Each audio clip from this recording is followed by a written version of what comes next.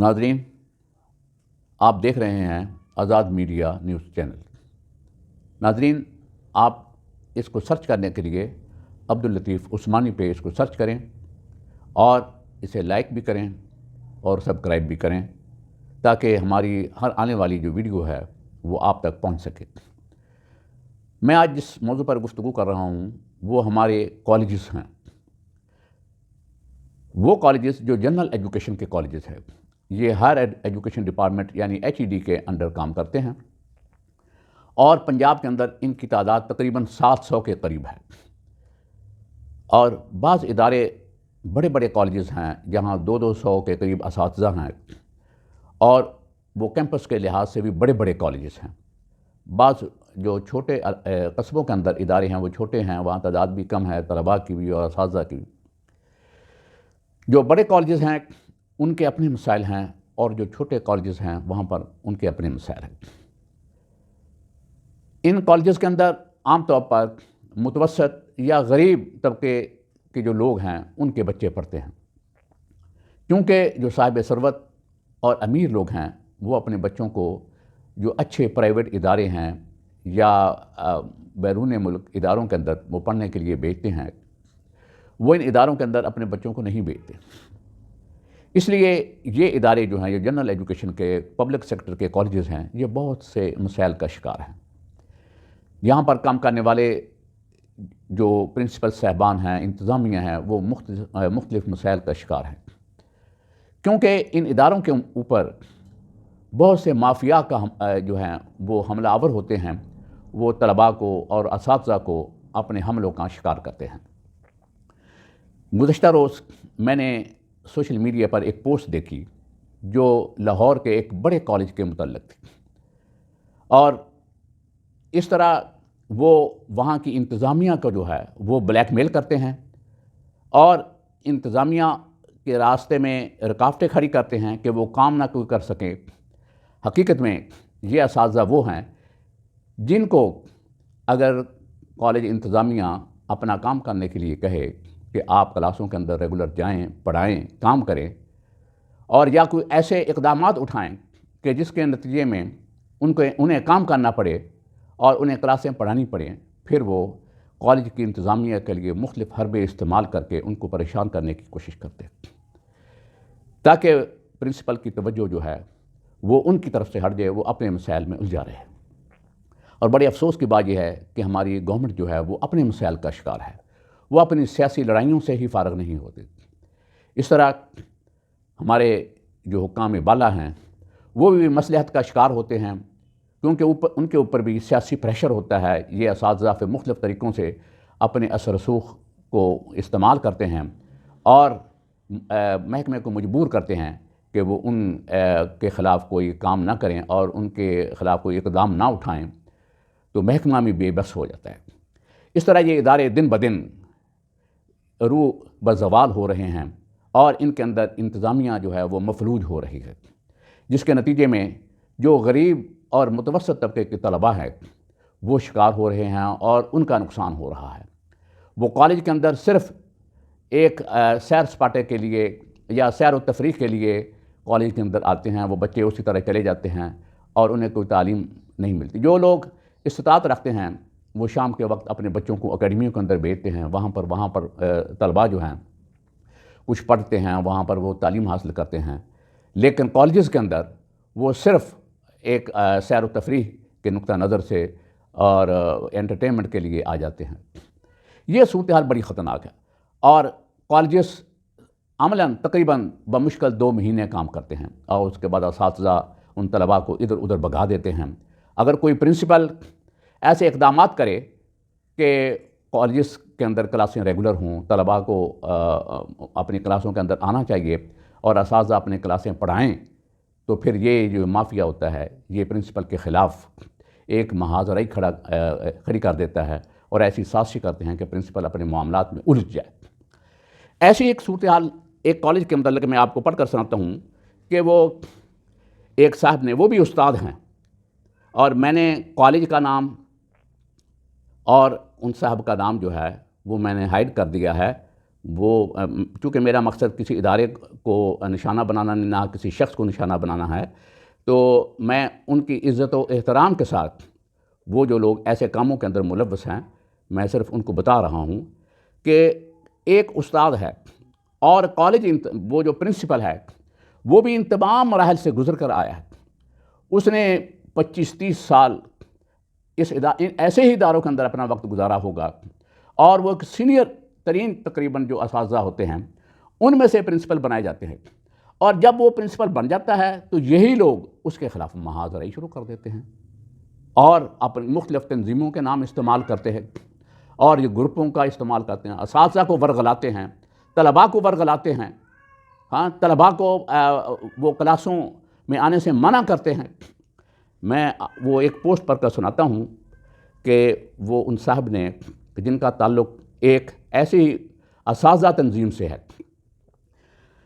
وہ کہتے ہیں کہ ہم اساتذہ کی جانب سے پرنسپل گورنمنٹ گریجویٹ کالج، آگے میں نے نام نہیں لکھا کالج کا، لاہور پر اٹھائے جانے والے اعتراضات کا بغور جائزہ لے رہے ہیں، اور اعلیٰ حکام کی جانب سے لگائی گئی انکوائری کمیٹی سے امید کرتے ہیں کہ وہ شفاف اور غیر جانبدار انکوائری کریں گے۔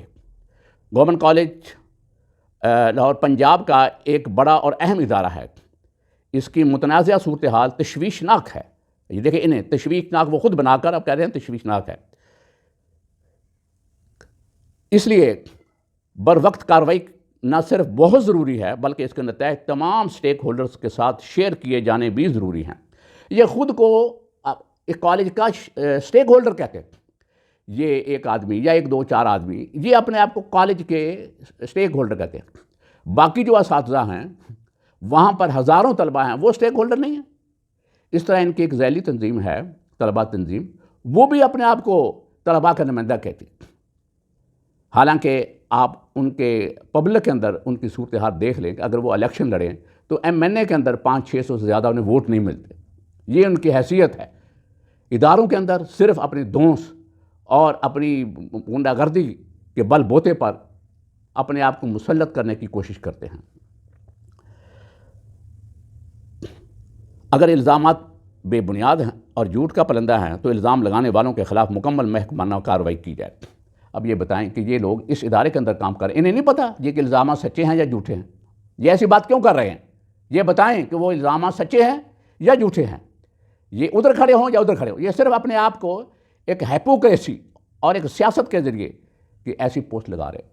میں نے اس پوسٹ پر اپنی ناپسندیدگی کا اظہار کرتے ہوئے کچھ ایسے کمنٹس دیے کہ ایسی پوسٹیں لگا کر پرنسپل کی دشمنی کی آڑ میں ادارے کو بدنام کیا جا رہا ہے۔ ایسی پوسٹیں لگانے والوں کو نہیں پتہ کہ الزامات درست ہیں یا نہیں۔ ادارے کے اندر موجود یہ عناصر ایسے پوسٹیں لگا کر جیسے وہ پرنسپل سے اوپر کسی منصب پر بیٹھ کر سچ اور جھوٹ کا جائزہ لے رہے ہیں اور سوشل میڈیا پر ادارے اور پرنسپل کے منصب کا تماشا بنا رہے ہیں۔ یہ میں نے ایک اپنی ناپسندیدگی کا اظہار کیا، اپنی رائے کا اظہار کیا۔ میری اس رائے پر انہیں بہت غصہ آیا، انہوں نے مجھے بہت کچھ کہا، مجھے بھی اوقات یاد دلانے کی کوشش کی، کیونکہ جب ان کے پاس کوئی دلیل نہیں ہوتی پھر دوسروں پر الزامات لگا کر انہیں ڈیفینسو کرنے کی کوشش کرتے ہیں۔